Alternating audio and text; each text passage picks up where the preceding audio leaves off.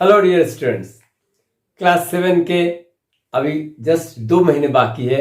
Final exam आपका आने वाला है।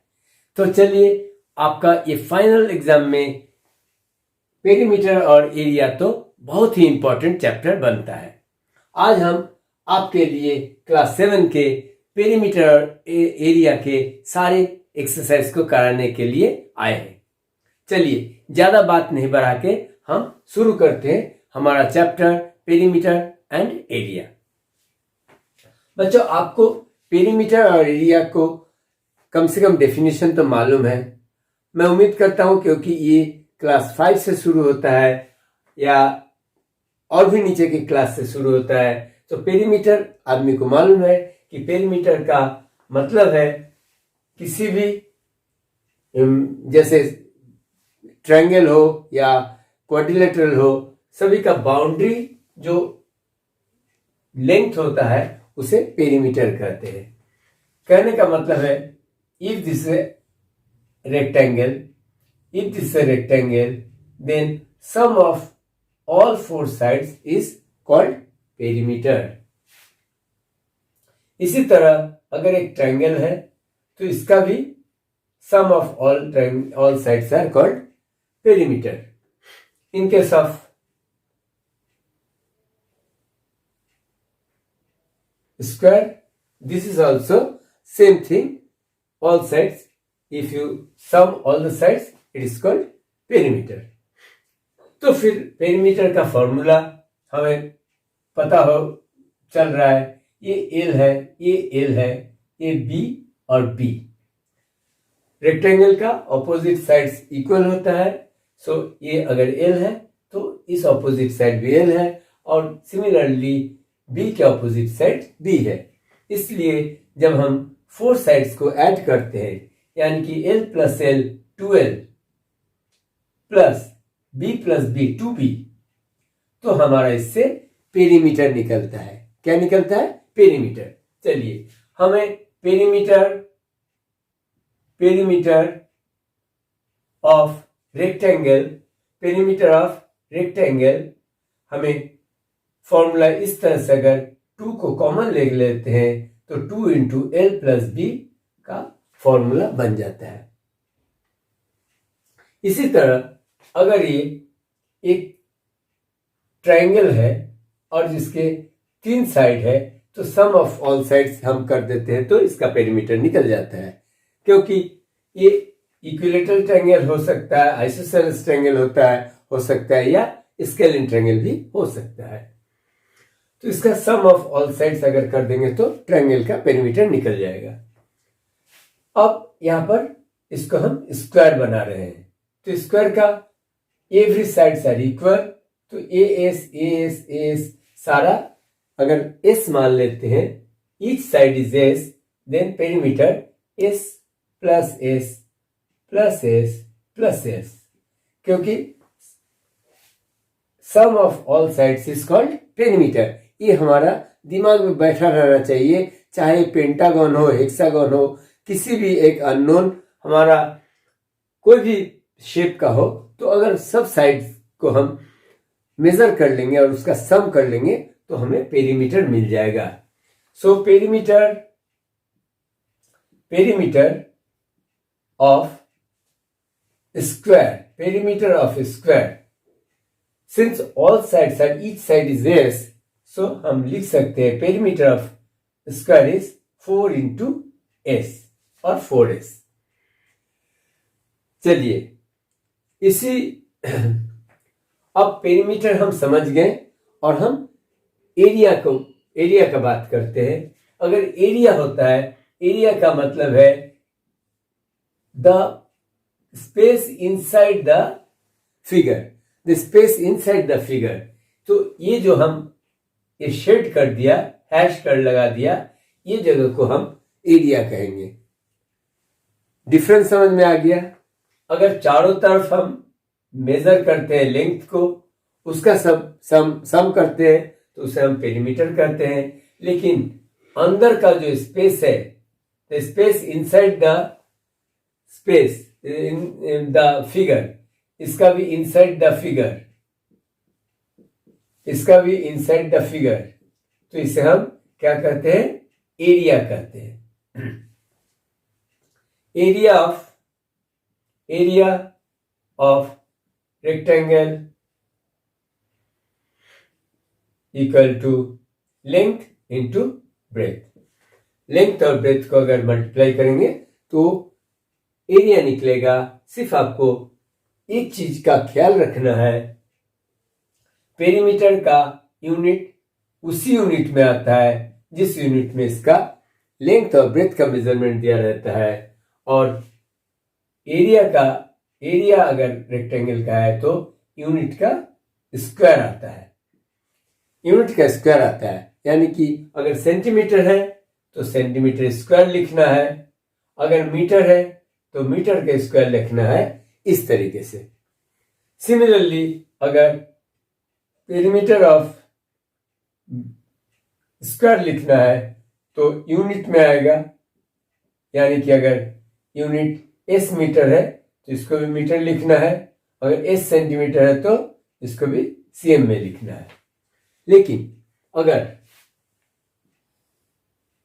स्क्वायर का एरिया निकालना है, स्क्वायर का एरिया का फॉर्मूला है side into side, side into side. यानी कि मेजरमेंट ऑफ वन साइड उसको आप 2 टाइम मल्टीप्लाई कर देंगे तो साइड इंटू साइड आएगा। या तो आप इसको ऐसे भी लिख सकते हैं, side to the power 2, side का स्क्वायर, क्योंकि आपको भी एक्सपोनेंट और पावर का बारे में अभी नॉलेज हो चुका है। तो इसलिए साइड स्क्वायर का फॉर्मूला होता है और इसे आप लिख सकते हैं यूनिट का स्क्वायर। यूनिट का स्क्वायर का बोलने का मतलब है मीटर स्क्वायर या सेंटीमीटर स्क्वायर, जो भी आपका क्वेश्चन में दिया रहेगा मेजरमेंट ऑफ द साइड, उसका स्क्वायर निकाल सकते हैं। ट्रायंगल का भी एरिया के बारे में हम बात करेंगे। इसके अलावा भी हमारे क्लास 7 में और भी शेप्स हैं, जैसे पैरेललोग्राम, रोम्बस और भी कुछ शेप्स हो सकते हैं। उसे हम जब हमारे चैप्टर में जो प्रॉब्लम में आएंगे उसके बारे में हम उस समय डिस्कस करेंगे और उस समय आपको फॉर्मूला भी फिर से बताते चलेंगे। चलिए हम डायरेक्ट करते हैं एक्सरसाइज 11.1 के एक्सरसाइज का सवाल।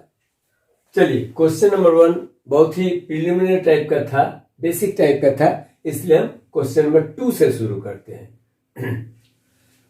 Find the area of a square park whose perimeter is 320 metre. चलिए एक स्क्वायर पार्क है तो हमें क्या करना है, हमें एक स्क्वायर बना लेना है। जब भी आप भी सम्स कीजिए तो फिगर बना लिया कीजिए, फिगर बनाने से आपको समझ में ज्यादा आएगा कि आपको करना क्या है। अब इस पार्क का what is given perimeter is 320, सो आप लिख लीजिए गिवन पेरीमीटर इज यानी कि इक्वल टू 320 मीटर। अब ये पेरीमीटर है कैसा, स्क्वायर पार्क का, तो आपको इसका फॉर्मूला मालूम है, perimeter of the square is 4 into side. तो 4 इंटू साइड पेरीमीटर की जगह पर आप 4 इंटू साइड लिख सकते हैं, इक्वल टू 320। अब देखिए आप जब सिंपल इक्वेशन कर चुके हैं तो आपको मालूम है 4 इंटू एस इक्वल टू 320। इसका मतलब है साइड आप निकालेंगे तो 4 क्या है, 4 मल्टीप्लाई में है, इसलिए इधर जब राइट साइड में आएगा 4 आपका डिवीजन में आ जाएगा, यानी कि 320/4। तो आपको फॉर्मूला रटने का भी जरूरत नहीं है, side equal to perimeter by 4 ये भी रटने का जरूरत नहीं।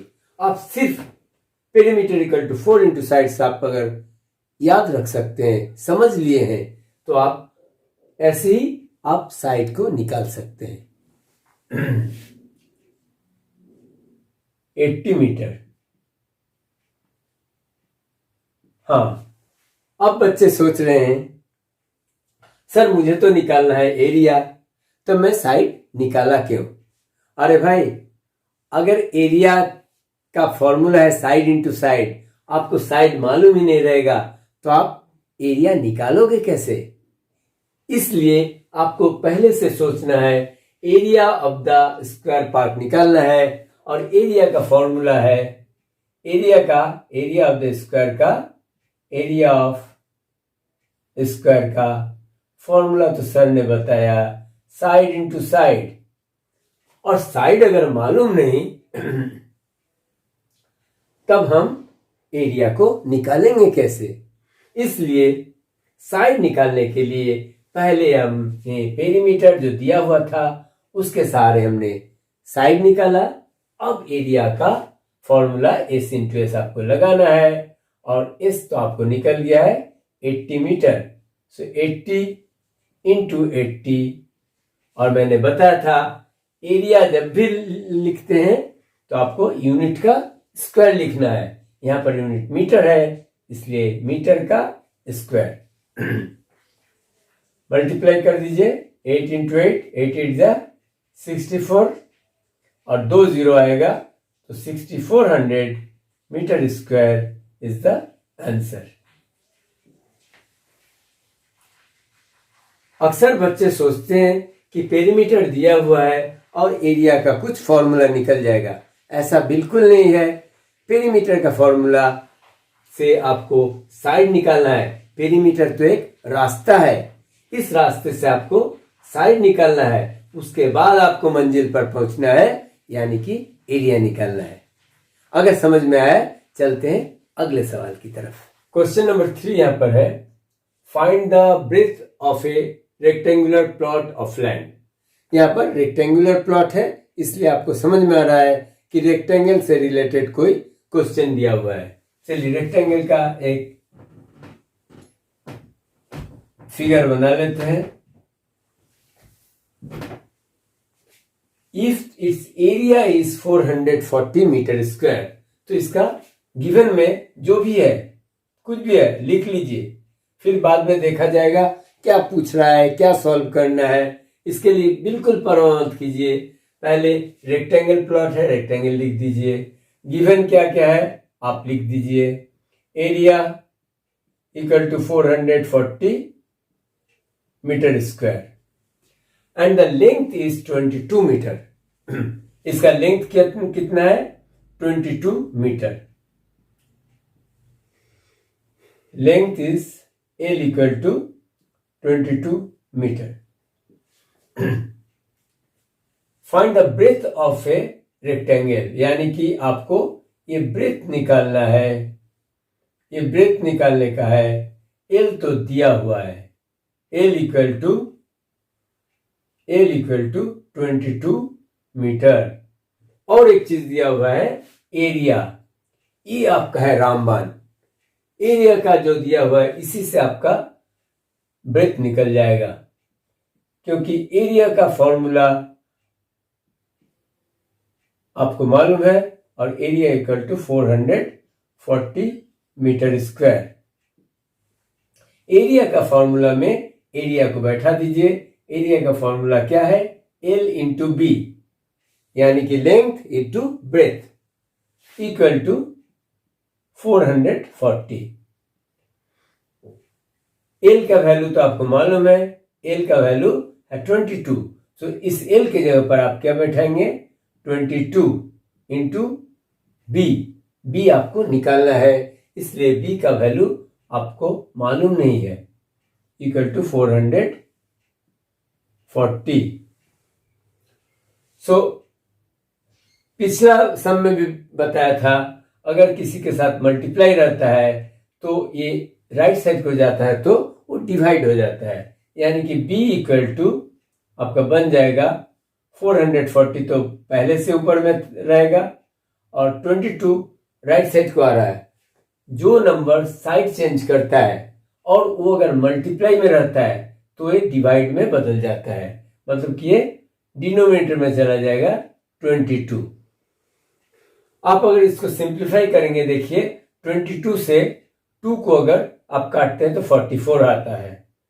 और 0, यानी कि b इक्वल टू आपको 20, और देखिए एरिया मीटर स्क्वायर में है और लेंथ भी मीटर में है, तो ब्रेथ ऑब्वियसली मीटर में ही आएगा।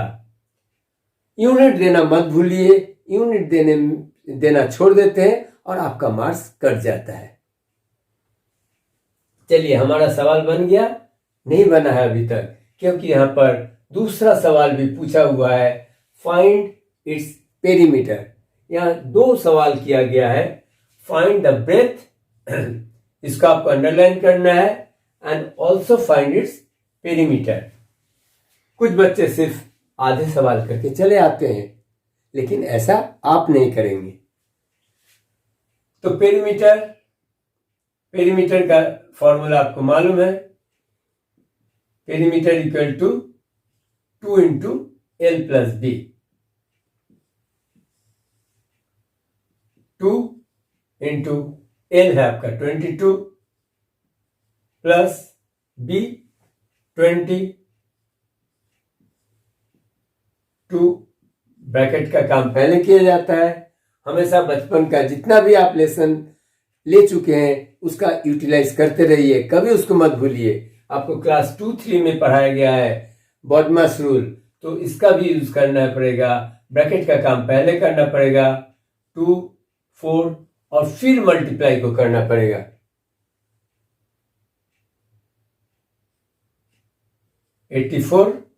और पेरीमीटर मैं बता चुका था, पेरीमीटर यूनिट में होता है, न कि यूनिट स्क्वायर में होता है। यूनिट स्क्वायर में तो एरिया लिखा रहेगा, और पेरीमीटर जब लिखना है तब यूनिट में लिखिए, यानी कि metre. This is the answer. यहां पर 2 आंसर है, आप आंसर में लिख सकते हैं breadth equal to 20 metre and perimeter equal to 84 metre. ये दोनों आपका आंसर हो गया। ठीक है, चलिए करते हैं हम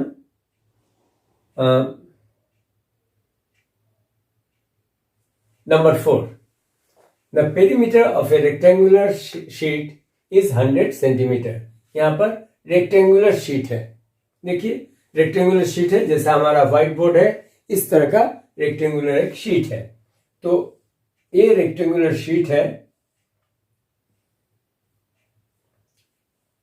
रेक्टेंगल एक बना लिया, और इसका पेरीमीटर है 100 centimetre. Perimeter, the given perimeter is 100 centimetre. If the length is 35 centimeter and length is 35 centimeter, 35 centimetre, ये है आपका लेंथ, यानी कि L equal to 35 centimetre. Find its breadth, ये ब्रेथ निकालना है।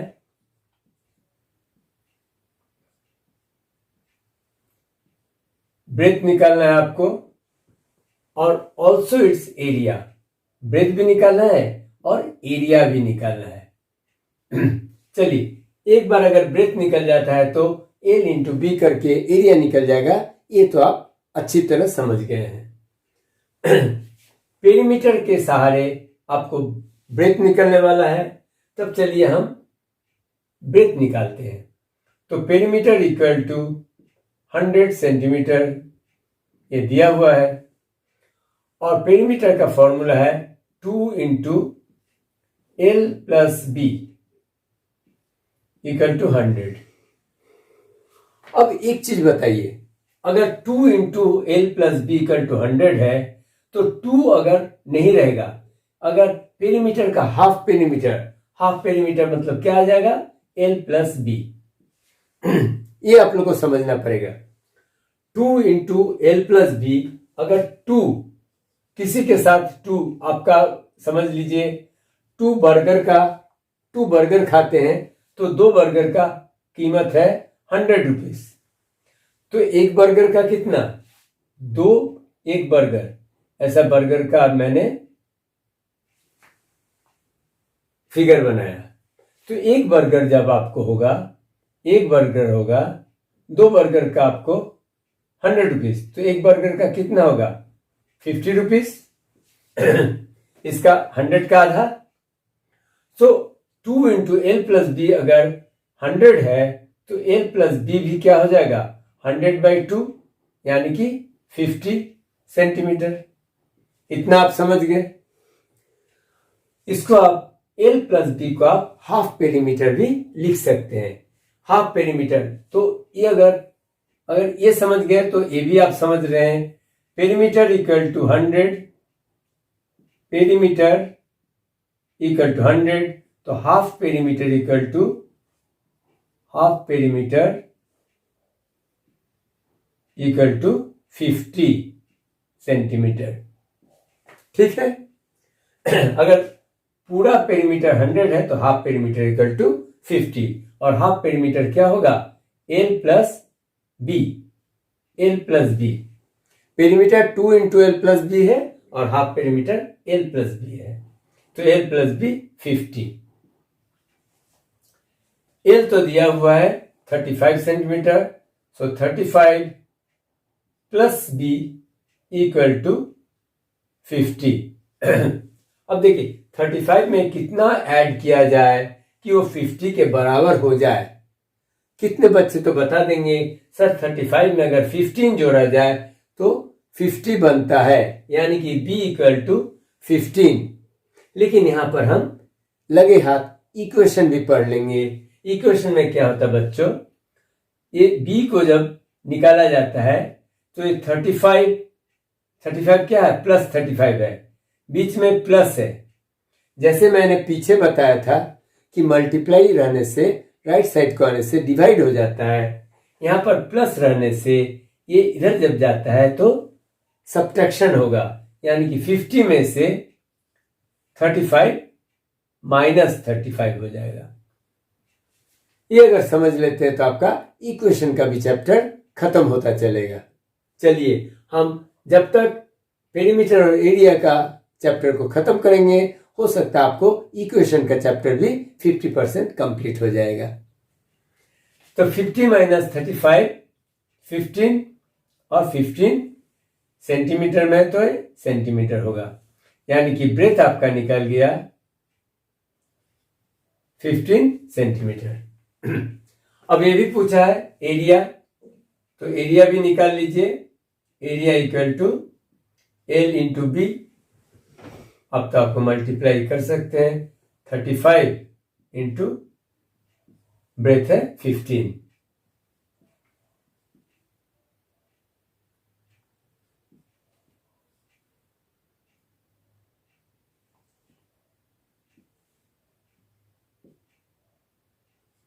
(525 सेंटीमीटर स्क्वायर। थोड़ा मल्टीप्लिकेशन आप चेक कर लीजिएगा, हो सकता है हमसे भी गलती हो जाए, लेकिन आप चेक करते रहिए, कॉन्सेप्ट को समझते रहिए, आप खुद से भी प्रैक्टिस कीजिए। और जब मैं कर रहा हूं आप भी किताब कॉपी खोल के आप कर कीजिए, आपका भी मैथ्स का हो जाएगा बिल्कुल बहुत आसान लगेगा। मैथ्स कोई डिफिकल्ट सब्जेक्ट नहीं है, ये बल्कि सबसे आसान चैप्टर है जिसमें आप बहुत अच्छी तरह नंबर को अचीव कर सकते हैं। चलिए हम आगे का सम देखते हैं। बच्चों ये जो नंबर 5 सम है आप देख लीजिए, एक काफी इंपॉर्टेंट सम्स है और टीचर लोग ये बहुत लाइक करते हैं एग्जाम के लिए। ये टीचर्स का फेवरेट मैथ्स है और क्लास 7 में अक्सर आता ही है। तो आप इसको थोड़ा बहुत ध्यान से देखिए, ध्यान लगाना इसमें जरूरी है। The area of a square park is the same as a rectangular park. ये क्या बोल रहा है, the area of a square park is the same as a rectangular park. यहां 2 पार्क का बात कर रहा है, एक तो स्क्वायर पार्क है, इसको हम स्क्वायर बना लेते हैं, और एक पार्क ऐसा भी है जो रेक्टेंगुलर है, जो रेक्टेंगुलर है।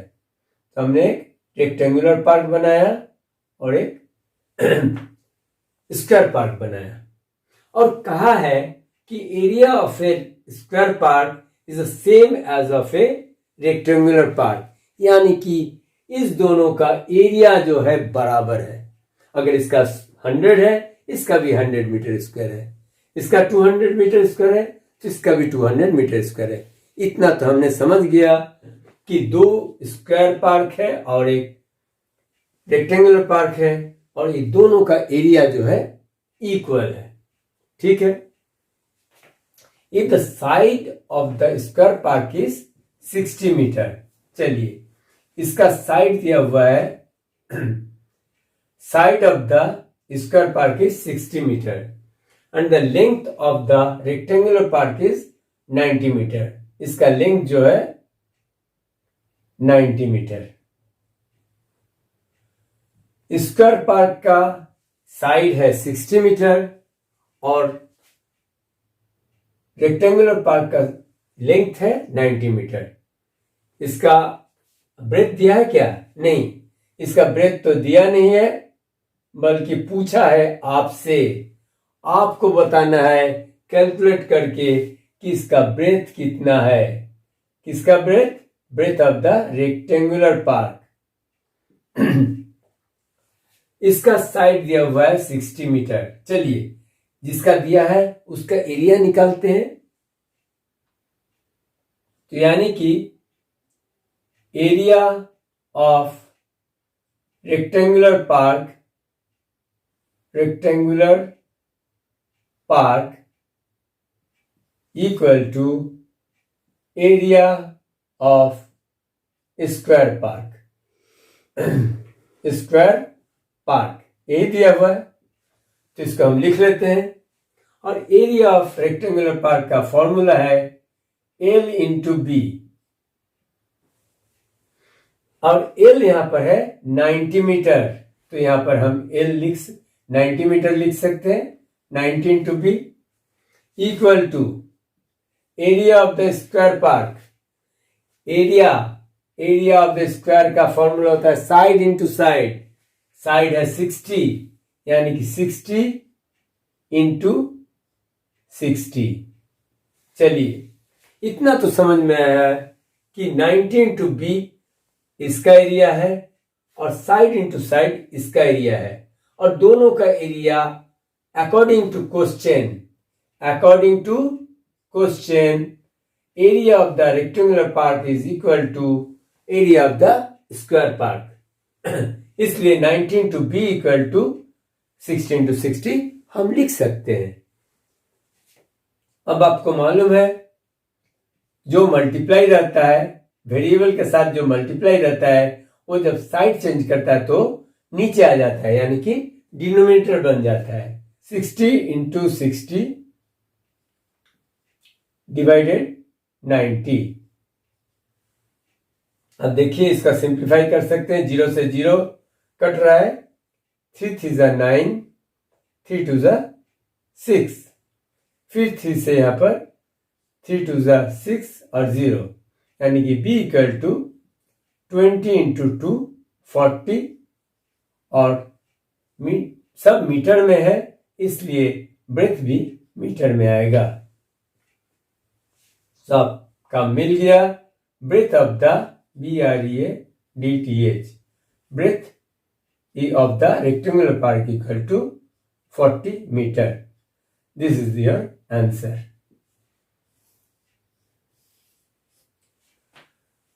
काफी आसान सवाल है, लेकिन आपको एक क्लू पकड़ना पड़ेगा। The area of the square park is the same यानी कि इक्वल। जो एरिया स्क्वायर पार्क का है और यही एरिया रेक्टेंगुलर पार्क का है, इसलिए इसका 60 इंटू 60 इसका एरिया होता है और इसका एरिया 90 इंटू बी। 90 लेंथ है, बी ब्रेथ है, इसलिए ये फॉर्मूला को जब इक्वेट कर दिए हैं तो आपको बी बड़ा आसानी से निकल गया है कि नहीं। नंबर 6 की तरफ देखिए। नंबर 5 को मैंने बताया था काफी इंपॉर्टेंट है और काफी मजा भी आया होगा नंबर 5 में। अब 6 को देखिए, उससे भी ज्यादा मजा आएगा। अगर वो डोरेमोन था, ये शिनचैन है ना। चलिए देखिए, ये हर मैथ ये जैसा एक गेम जैसा है। देखिए, a wire is in the shape of a rectangle. जैसे एक तार लेके कोई बच्चा खेल रहा है और उसने वो वेयर को कैसा शेप दे दिया है, एक रेक्टेंगल का शेप दे दिया है, इस तरह का। इस वेयर से खेल रहा है बच्चा और इस तार से वेयर से एक रेक्टेंगल का शेप बना दिया। Its length is 40 centimetre. जब इस शेप को बनाया तो इसका लेंथ बन गया 40 सेंटीमीटर और इसका ब्रेथ बन गया 22 सेंटीमीटर। 22 सेंटीमीटर। लेकिन बना है ये रेक्टेंगल, ऐसा आपका सम में है। If the same wire is rebent in the shape of a square. अब बच्चा को सेम शेप में खेलने में मजा नहीं आया, उसने उस तार को खोल दिया और उसी तार से फिर से बना दिया एक, क्या बनाया, स्क्वायर। इसी तार को खोल के जितना उसमें तार था उसी तार से एक स्क्वायर बना दिया। This is a rectangle, rectangle, और ये है एक square with the same wire, same length of wire. बच्चों, सेम लेंथ ऑफ वायर से आप भी अभी समझ रहे हैं, एक ही तार से अगर हम उसको रेक्टेंगल बनाएंगे तो ये तार की जितनी लंबाई है, तार की जितनी लंबाई है उसी को मैं मोड़ मोड़ के अगर रेक्टेंगल बनाऊंगा तो 4 साइड्स, हमें क्या बनाना है तार से, 4 साइड्स बनाना है। और 4 साइड्स का एडिशन को क्या बोलते हैं, हाँ, पेरीमीटर बोलते हैं। यानी कि पेरीमीटर है आपका ऑल 4 साइड्स। यानी कि इसका अगर पेरीमीटर निकाल लेते हैं, अगर पेरीमीटर ऑफ द रेक्टेंगल अगर निकाल लेते हैं तो हमें पेरीमीटर ऑफ स्क्वायर भी निकल जाएगा, क्योंकि उसी तार से हम स्क्वायर भी बना रहे हैं। सेम लेंथ ऑफ वायर से हम स्क्वायर को बना रहे हैं, इसलिए perimeter of rectangle equal to perimeter of the square. ये समझने का जरूरत है। ये आप समझ गए तो आपका मैथ बन गया। एक कोई पीस ऑफ वायर है, उसको लेके रेक्टेंगल बना रहा है। रेक्टेंगल बनता है तो उसका लेंथ 40 सेंटीमीटर और ब्रेथ 22 सेंटीमीटर। फिर उस सेम तार को लेके, वायर को लेके एक स्क्वायर बनाता है। तो स्क्वायर का पेरीमीटर क्या होगा, जो पेरीमीटर रेक्टेंगल का है वही तो होगा। तो चलिए, ये क्या होगा, 2 इंटू एल प्लस बी, यानी कि एल है 40 सेंटीमीटर 40 प्लस बी कितना है 22 equal to perimeter of square. यानी कि 2 इंटू स्क्वायर करते हैं पेरीमीटर ऑफ स्क्वायर, यानी कि पेरीमीटर ऑफ स्क्वायर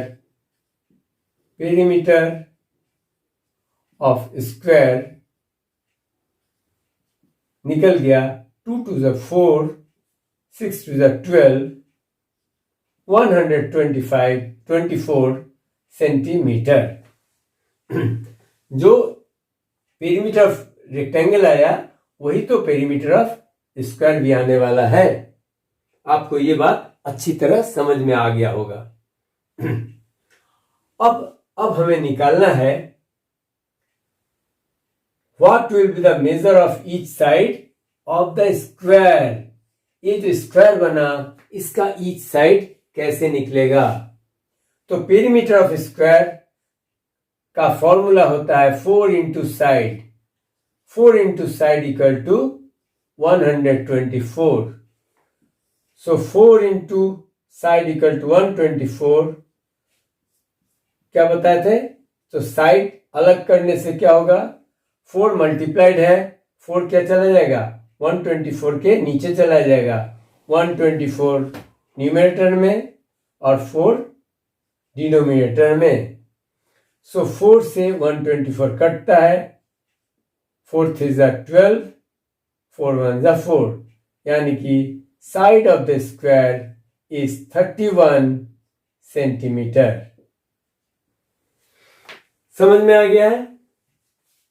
अगर इस रेक्टेंगल का शेप को खोल के फिर से स्क्वायर बना दिया जाता है, इसका मतलब ही है ये जो वायर का लेंथ है, और वायर का लेंथ का मतलब ही है पेरीमीटर।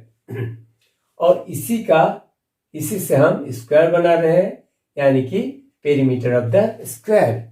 और इस तरह से 2 into 40 plus 22 equal to perimeter of square, यानी कि 4 into side equal to 124। Side निकल गया 31 centimetre, side of the square. क्योंकि मेजर ऑफ ईच साइड तो निकल गया, एक आंसर तो निकल गया, लेकिन अभी दूसरा क्वेश्चन भी बाकी है। Find which shape encloses more area.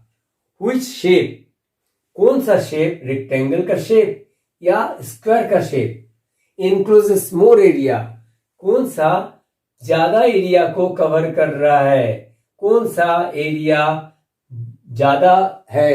Which one is more, area of the rectangle और एरिया ऑफ द स्क्वायर।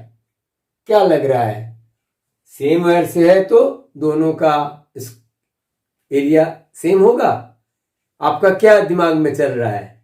चलिए हम फॉर्मूला से देखते हैं। एरिया ऑफ रेक्टेंगल,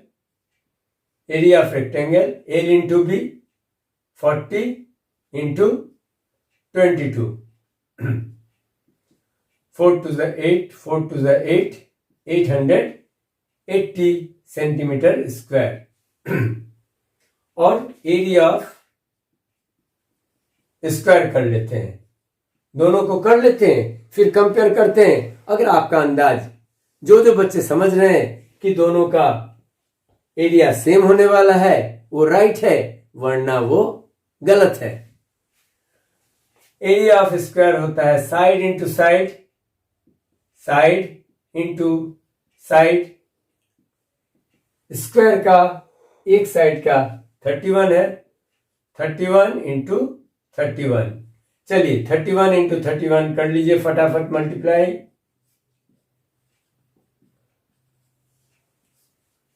961, देखिए अलग अलग आ गया, 961 सेंटीमीटर स्क्वायर।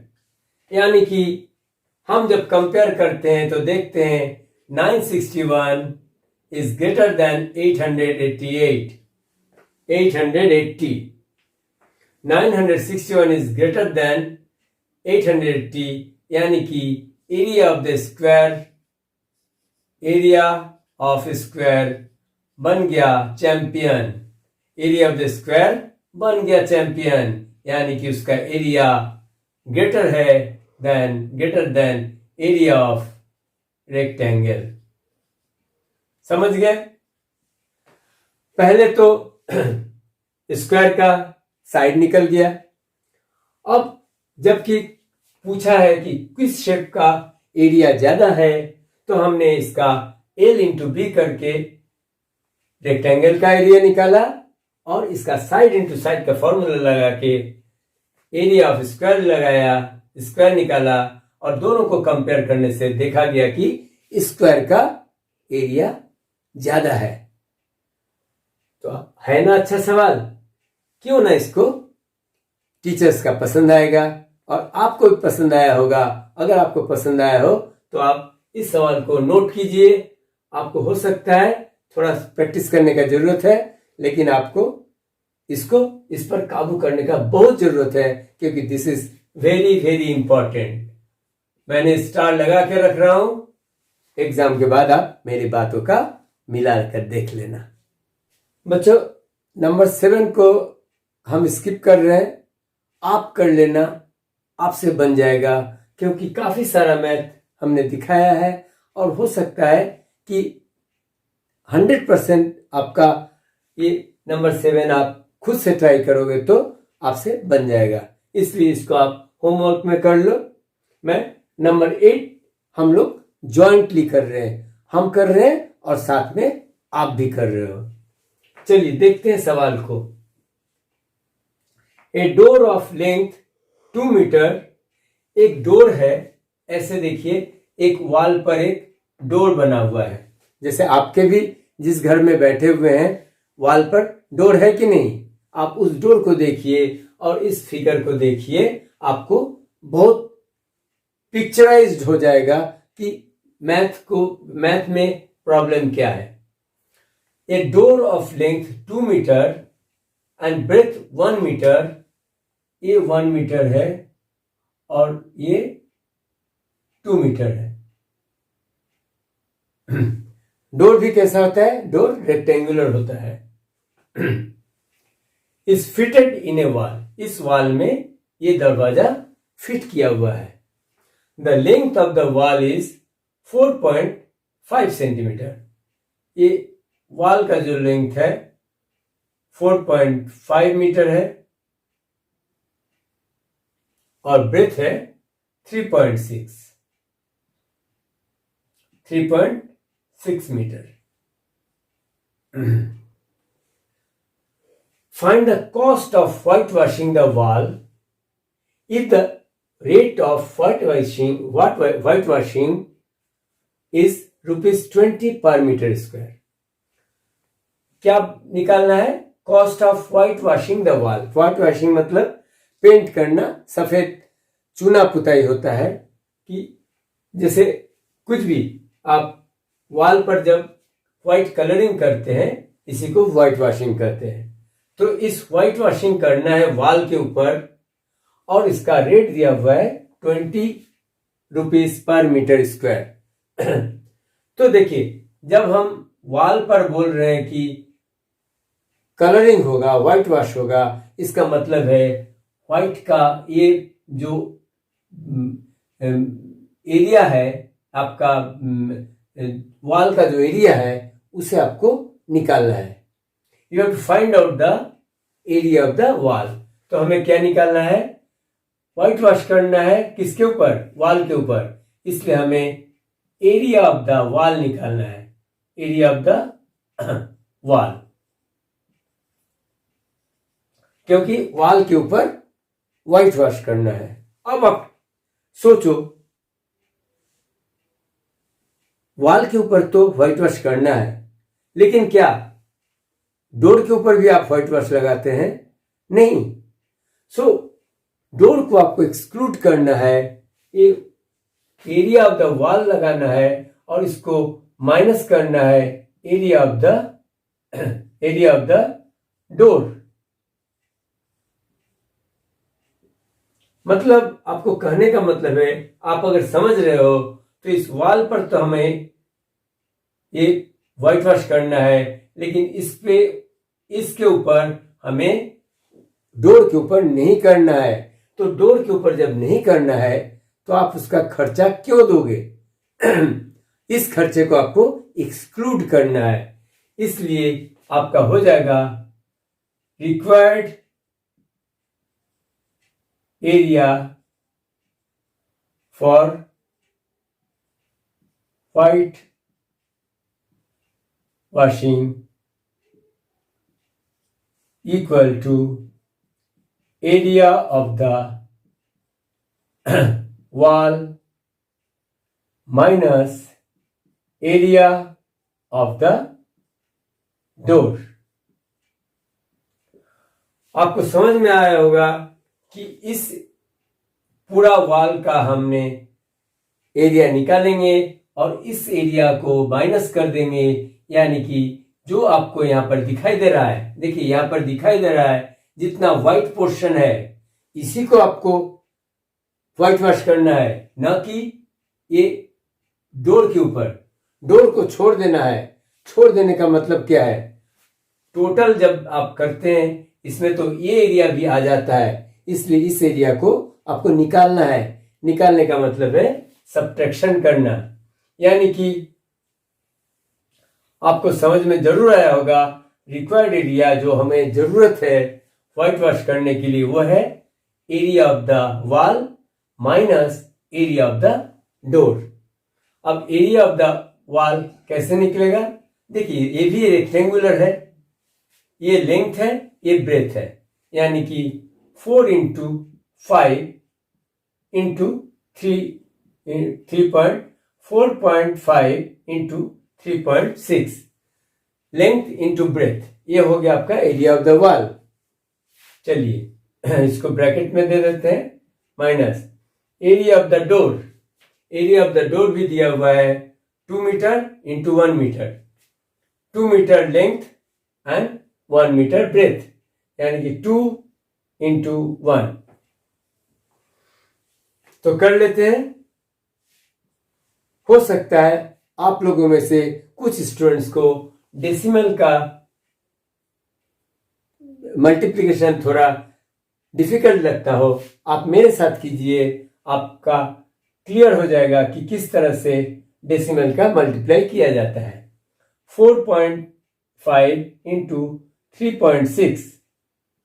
अब बिल्कुल डेसिमल का ध्यान अभी आप मत लगाइए, आप जैसे मल्टीप्लाई करते हैं आप सोच लीजिए ऊपर 45 है और नीचे 36 है, आपको मल्टीप्लाई करना है, बेफिक्र होकर आप मल्टीप्लाई कीजिए।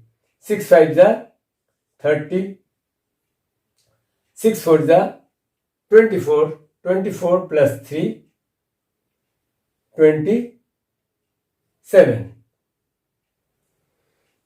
अब आपको करना है क्रॉस साइन करना है और 3 से मल्टीप्लाई करना है। 3 5 जा 15 एंड कैरी 1, 3 4 जा 12, 12 प्लस 1 13। ऐड करते हैं 0, 12 का 2, 1 6 1, 1 6 2 1। अब हमारा अभी टाइम है कि डेसिमल कहां बैठाएंगे वो देखने का। इधर से देखिए, इधर से एक डिजिट के बाद डेसिमल है और यहां पर एक डिजिट के बाद डेसिमल है, यानी कि टोटल 2 डिजिट के बाद डेसिमल है। हमें रिजल्ट में भी 2 डिजिट के बाद एक डिजिट, 2 डिजिट, 2 डिजिट के बाद डेसिमल को बैठाना है, यानी कि 4.5 इंटू 3.6 का जो मल्टीप्लीकेशन आया वो आया 16.20, 16.20। डेसिमल में जीरो का लास्ट में अगर जीरो रहता है तो उसका कोई वैल्यू नहीं रहता है, इसलिए 16.20 बोलिए या 16.2 बोलिए, बात बराबर है। तो फिर मैं जीरो क्यों लिखूं, लिखने का कोई मतलब नहीं है। माइनस 2 इंटू 1 2, ये तो काफी सिंपल है, 2 इंटू 1 2 होगा, क्योंकि area of the door 2 metre length है, 1 मीटर ब्रेथ है, सो 2 इंटू 1 2 हो गया। अब इसका माइनस भी करने में कुछ लोग गलती करते हैं, इसलिए मैं बता रहा हूं हर चीज का खूब ध्यान से करना है। क्लास 7 है, कोई ज्यादा हायर क्लास में आप पहुंच नहीं गए हैं, इसलिए आपको नहीं भी आता है तो आपको घबराने का या शर्माने का बिल्कुल चिंता नहीं है। आप मेरे साथ लगे रहिए, आप मैथ में स्ट्रांग बन जाएंगे। 16.2 और उससे माइनस करना आपको 2 को करना है, आपको 2 यहां लिखना है और 2 के बाद डेसिमल बैठाने का है, क्योंकि 2 के बाद तो डेसिमल कुछ है नहीं, आप 0 बैठा दीजिए। 2 को क्या लिखेंगे 2.0। अब आप इसको माइनस कीजिए। देखिए 16 6 है, वंस का डिजिट, वंस टेंस ऐसा होता है ना, सो 2 भी है वंस का डिजिट, इसलिए वंस के डिजिट के नीचे वंस को लिखा जाता है। डेसिमल, फिर डेसिमल के बाद कुछ नहीं है इसलिए 0 बैठा दिया। अब हम सब्ट्रैक्ट करते हैं 2 4 1, यानी कि 14.2 मीटर स्क्वायर। सो हमारा जो required area for white washing आया वो आया 14.2। अब हमें क्या करना है, अभी हमें कॉस्ट निकालना है इस व्हाइट वॉश करने का। ईच मीटर स्क्वायर का कॉस्ट है 20 रुपीज। देखिए, एक लड्डू का कॉस्ट अगर 20 रुपीज है, 5 लड्डू का दाम 5 × 20 होने वाला है, इसलिए 1 मीटर स्क्वायर का cost of 1 metre square equal to ₹20। इसका मतलब समझिए, इफ द रेट ऑफ, अगर रेट दिया रहेगा पर मीटर स्क्वायर, इसका मतलब है 1 मीटर स्क्वायर का कॉस्ट लगता है 20 rupees. So cost of 1 metre square equal to 20 rupees. So cost of total आपका कितना है, टोटल रिक्वायर्ड एरिया है 14.2। So 14.2 metre square equal to ₹20 × 14.2। अब तो आपको मल्टीप्लीकेशन भी आता है।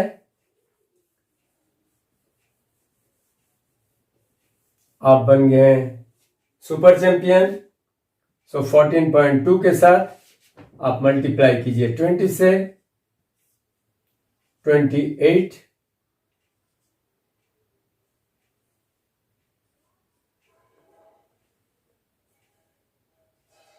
2840।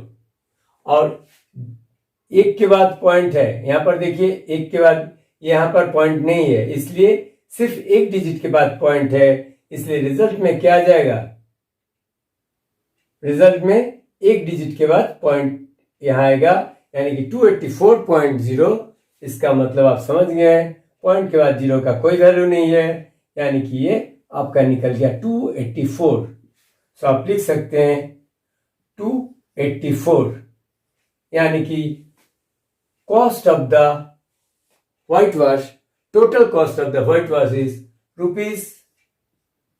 ₹284। अगर आप कॉन्सेप्ट को देखिए, काफी आसान सा सवाल है, सिर्फ दीवार के पूरा एरिया से डोर का जो एरिया है उसको सब्ट्रैक्ट करना है, उससे आपका रिक्वायर्ड एरिया निकल जाएगा। रिक्वायर्ड एरिया जब निकल जाएगा, सो पर मीटर स्क्वायर का कॉस्ट है 20 रुपीज। 20 रुपीज से जब आप मल्टीप्लाई करते हैं तो आपका टोटल कॉस्ट निकल जाता है। 11.1 में इतना ही सम्स था। उम्मीद है आपको हर सम अच्छे से समझ में आया है। आप खुद से भी कर सकते हैं। अगर आप कर सकते हैं, अगर आपको वीडियो अच्छा लगा, जरूर लाइक कीजिए और अपने दोस्तों के साथ शेयर कीजिए। बने रहिए मैथोलैंड चैनल के साथ। मिलते हैं अगले वीडियो में, तब तक के लिए टेक केयर, बाय बाय।